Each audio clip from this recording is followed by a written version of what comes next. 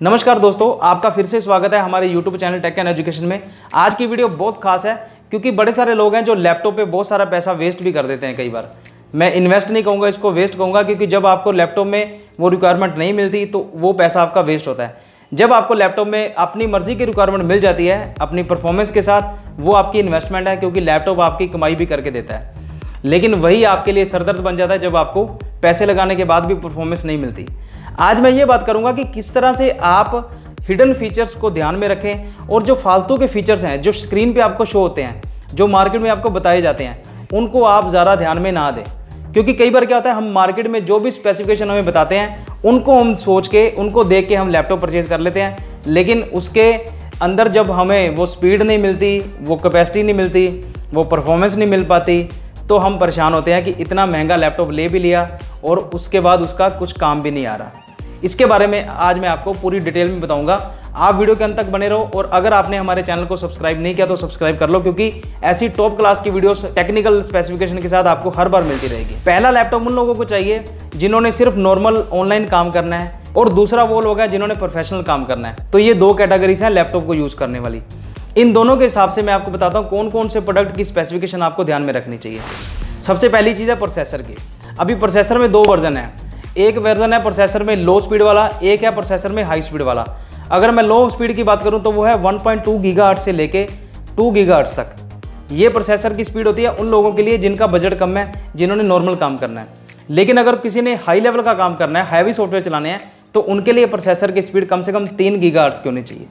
3 की या 4 गीगाहर्ट्ज़ की या फिर 4.5 गीगाहर्ट्ज़ की। ये बहुत ज़्यादा ज़रूरी है। वर्जन आप कोई भी चूज़ कर सकते हो।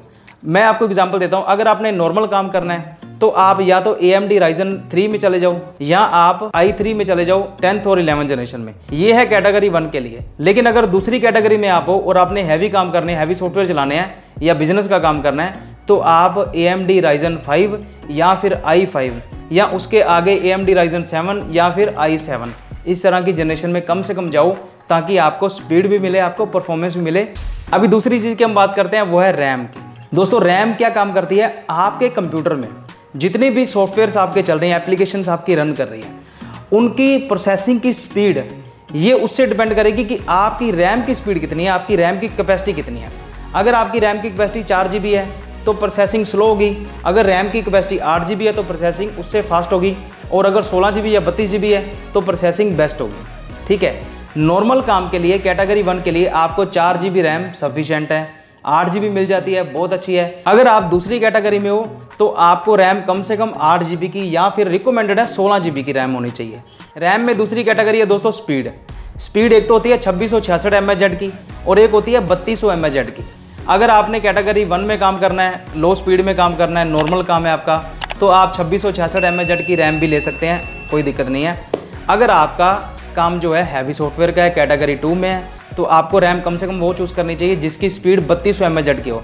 जब आप रैम परचेज़ करोगे, जब लैपटॉप परचेज़ करोगे, तो आपको रैम की स्पेसिफिकेशन भी बता दी जाएगी, या आप खुद से सर्च कर लेना मेरी वीडियो देखने के बाद। ठीक है, तीसरी दोस्तों हम बात करते हैं मेमोरी की। मेमोरी में क्या होता है? एक तो हार्ड डिस्क ड्राइव होती है जिसको हम हार्ड ड्राइव बोलते थे पहले, या फिर होती है SSD, सॉलिड स्टेट ड्राइव।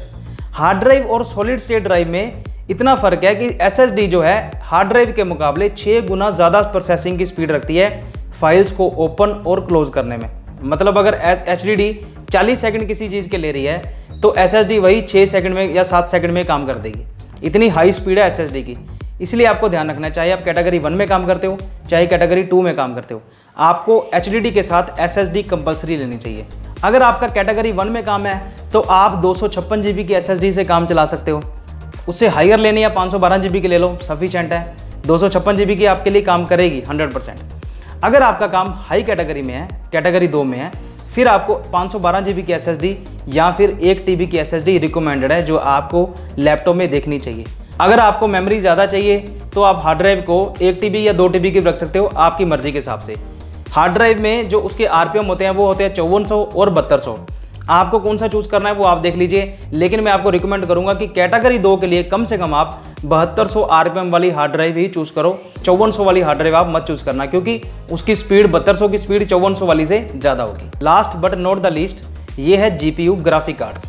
दोस्तों, ग्राफिक कार्ड क्या होता है? आपके कंप्यूटर में, आपके लैपटॉप में जो भी प्रोसेसिंग है, जो भी सॉफ्टवेयर चल रहे हैं, उनमें जो भी डिज़ाइनिंग या जो भी वेक्टर ग्राफिंग या जो भी ग्राफिक्स आ रहे हैं या जितने भी स्लाइड्स आ रहे हैं, जितने भी ट्रांजिशन आ रहे हैं वीडियोस में, वो सारे के सारे कौन मैनेज करता है? जीपीयू मैनेज करता है। सारी गेम चलती है जीपीयू के थ्रू चलती है। सॉफ्टवेयर को मैनेज करने में जीपीयू का बहुत बड़ा हाथ होता है। और जीपीयू अगर आपके लैपटॉप में है, ग्राफिक कार्ड है, तो आपके लैपटॉप की स्पीड बहुत ज़्यादा बढ़ जाती है। ये आप कभी भी ध्यान रखना।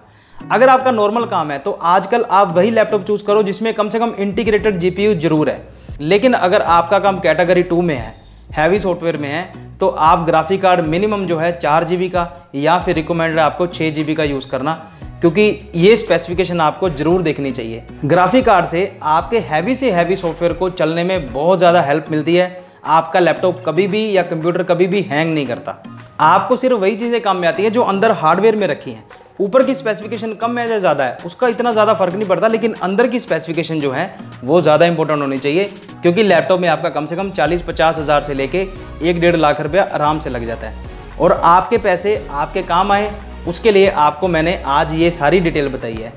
अगर दोस्तों आपको मेरी वीडियो में कुछ ना कुछ अच्छा लगा है, आपको वैल्यू लगी, तो इस वीडियो को शेयर जरूर करो और इसको लाइक करो। और आप चैनल को सब्सक्राइब भी कर लो, क्योंकि आपको हमेशा ऐसी ही टेक्निकल वीडियो मिलेगी जिसमें आपको मैं पूरी ईमानदारी से हर चीज़ बताऊंगा। क्योंकि मेरा काम है आपको अच्छी स्पेसिफिकेशन बताना, अच्छी डिटेल बताना, ना कि सिर्फ नॉर्मल रिव्यू करके बता देना। आगे ऐसी वीडियो के लिए आप जुड़े रहिए हमारे साथ। जल्दी मिलेंगे नई वीडियो के साथ। जय हिंद।